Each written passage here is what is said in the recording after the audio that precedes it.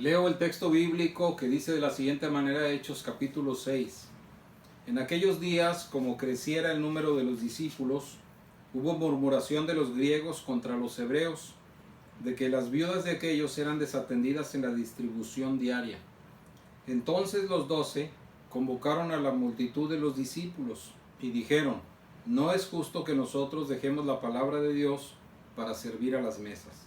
Buscad pues, hermanos, de entre vosotros a 7 varones de buen testimonio, llenos del Espíritu Santo y de sabiduría, a quienes encarguemos este trabajo.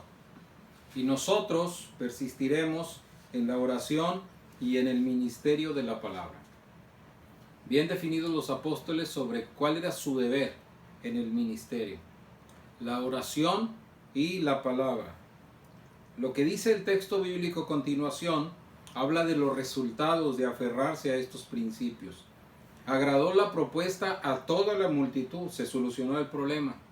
Eligieron a Esteban, varón lleno del Espíritu Santo y de fe, a Felipe, a Prócoro, a Nicanor, a Timón, a Parmenas y a Nicolás, prosélito de Antioquía, a los cuales presentaron ante los apóstoles, quienes orando les impusieron las manos.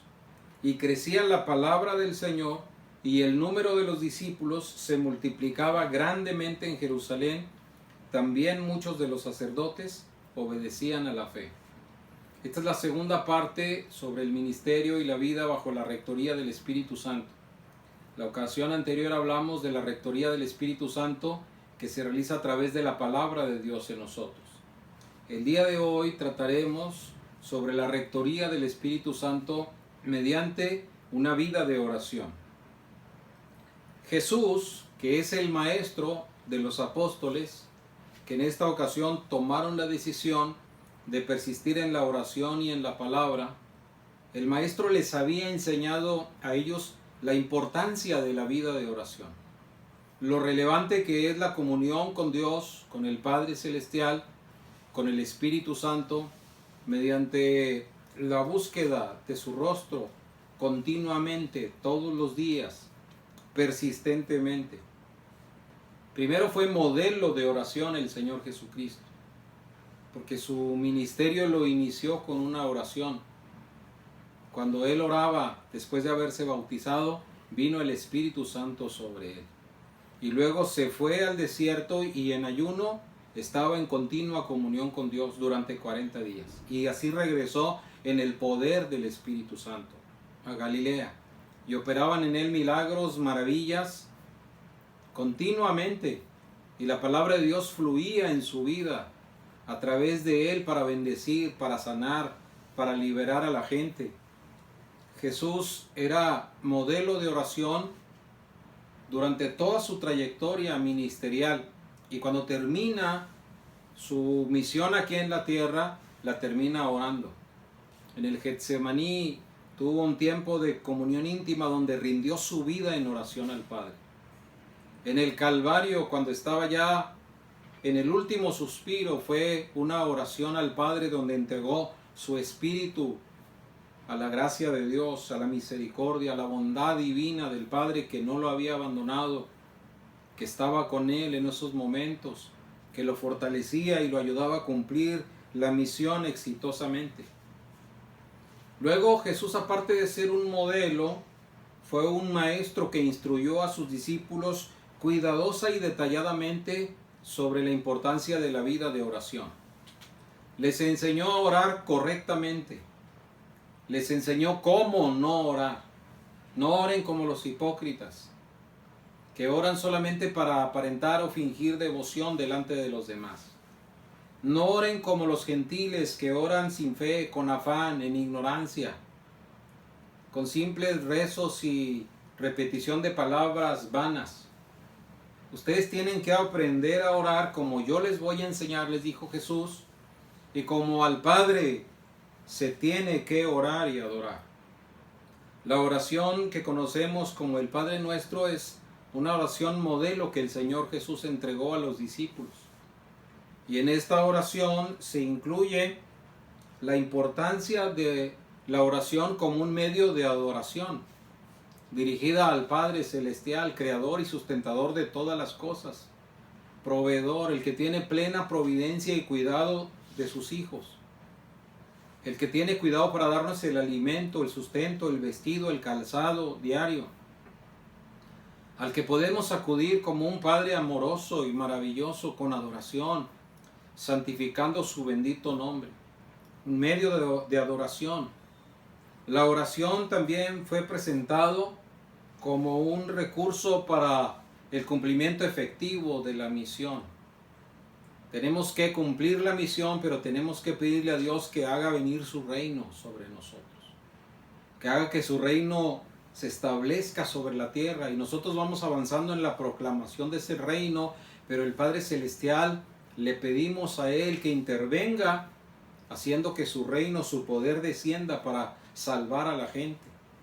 También la adoración como un medio para buscar el sustento de Dios. Danos hoy nuestro pan de cada día. Una confesión de nuestra dependencia absoluta del Padre, en quien confiamos que nos va a dar cada día y a cada momento lo que necesitamos conforme a su bondad maravillosa y a su divina misericordia. La oración además la presenta el Señor como un medio de purificación. Perdónanos nuestros pecados.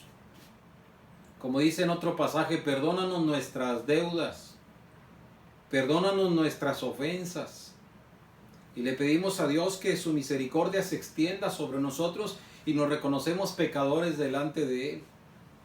Le pedimos que purifique nuestra vida, y también la oración como un recurso de protección para nuestra vida, donde invocamos que el Señor nos libre del mal, que el Señor estorbe y estropee y deshaga los planes del maligno contra nosotros. El Señor Jesús dejó a sus discípulos bien claro que la oración era una tarea continua, era una costumbre que tenían que desarrollar, un hábito en el que tenían que persistir. Tenía que ser parte de su vida, no solamente de su ministerio, pero de su vida diaria. Porque la tarea de la misión que el Señor nos entregó depende de nuestra conexión con el Padre y depende de la dirección del Espíritu Santo. Y para sintonizarnos en la frecuencia del Espíritu Santo, tenemos que estar en continua intercesión, en continua oración, en continua vida devocional con Él. Los discípulos que el Señor Jesús instruyó y que dejó bien preparados para la misión, sabían el carácter fundamental de la vida de oración. Ellos están orando hasta la venida del Espíritu Santo. Y cuando viene el Espíritu Santo, ellos perseveran en la vida de oración. Así dice el texto bíblico en el capítulo 2 de los Hechos. Y así instruyeron a la iglesia. Por eso se dice que los que recibieron la palabra y se bautizaron, perseveraban en la vida cristiana como les enseñaban los apóstoles con su doctrina. Pero también dice que perseveraban en las oraciones, en la comunión unos con otros y en las oraciones. Ellos enseñaron a la iglesia la importancia de tener una vida constante de oración. En el pasaje que nosotros leímos de Hechos 6, nos habla de que los discípulos tenían bien definido el carácter imprescindible de la oración en el ministerio.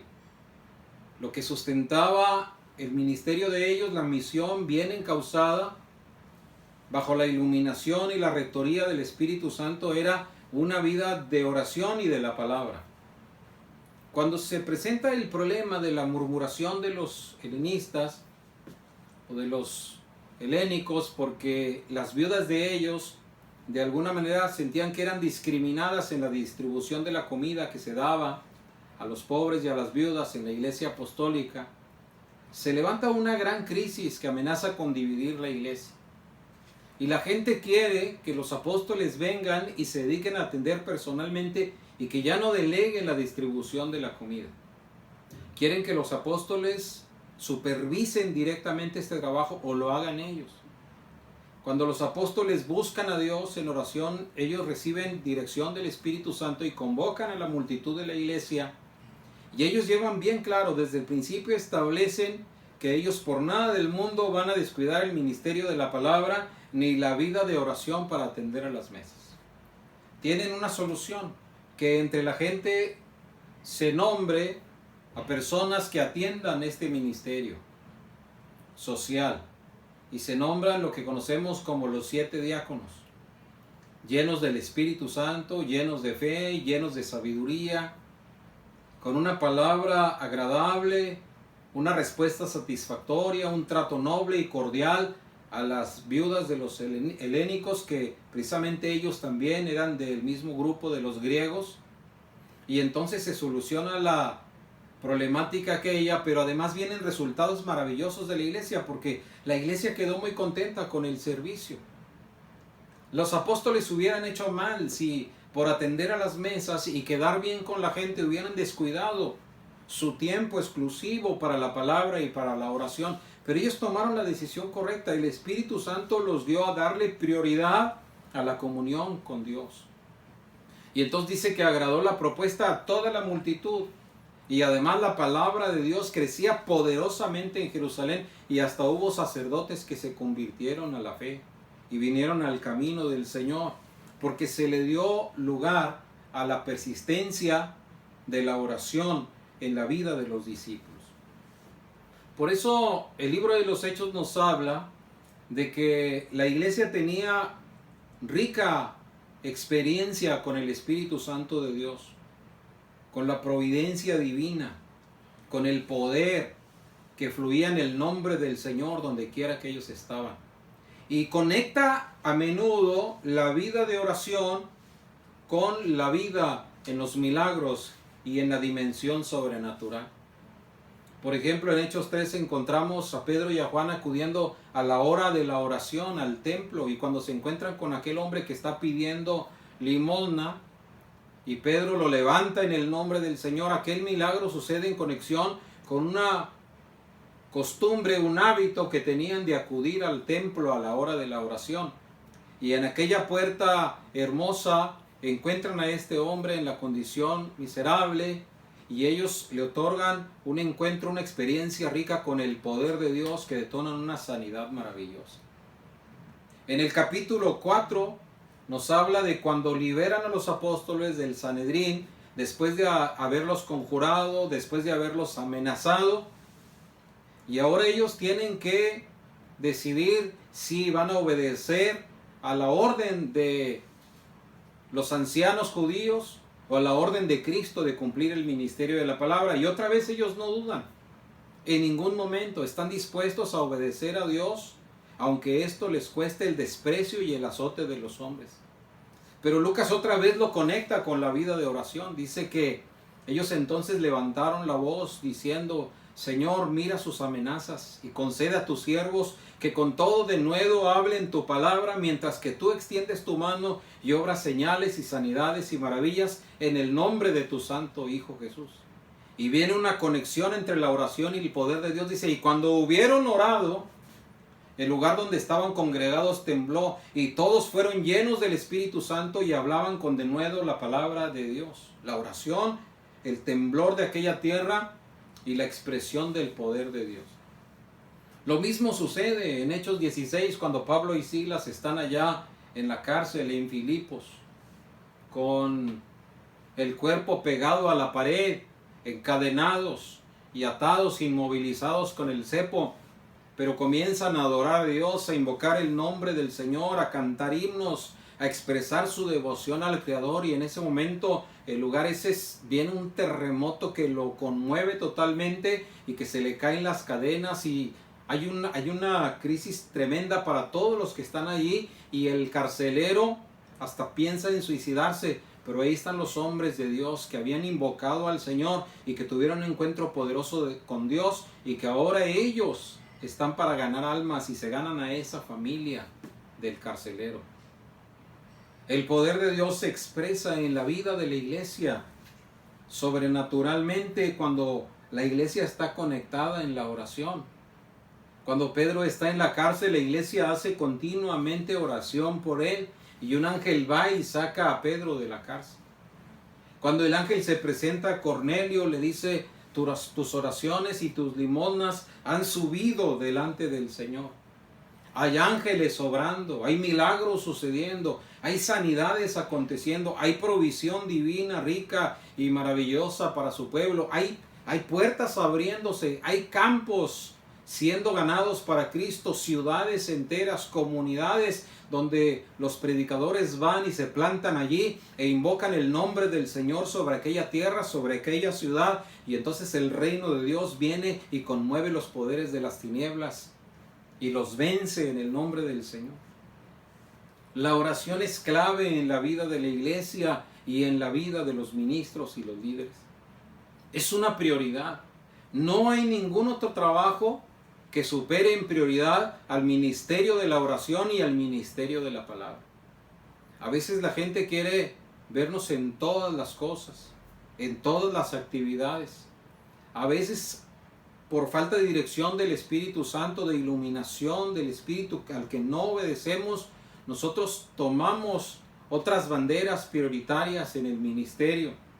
Pero siempre debemos enarbolar estos principios, la oración y el ministerio de la palabra. Tengo que tener comunión con Dios, con el Espíritu Santo, ponerme en sus manos y pedirle que me guíe para cada mensaje que voy a predicar. Y tengo que ir a su palabra, a buscar, a rebuscar, a escudriñar, a extraer principios y a pedirle luego dirección a Dios para que me ayude cómo aplicarlos.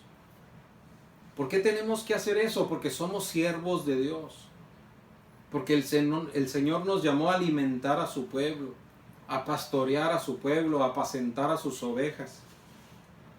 Pablo da un énfasis muy especial a la vida de oración. Y hay uno de los énfasis muy especiales que también me interesa compartir con ustedes en esta hora, que es el énfasis paulino en 1 Corintios 14 sobre la oración con el Espíritu, en el que Pablo habla de una vida equilibrada en el ministerio y en la vida cristiana devocional consistente. Oraré con el Espíritu y oraré con el entendimiento. Cantaré con el Espíritu y cantaré con el entendimiento. Y Pablo habla de un equilibrio, una combinación de dos factores que van a ayudarnos a desarrollar una edificación óptima en la vida devocional.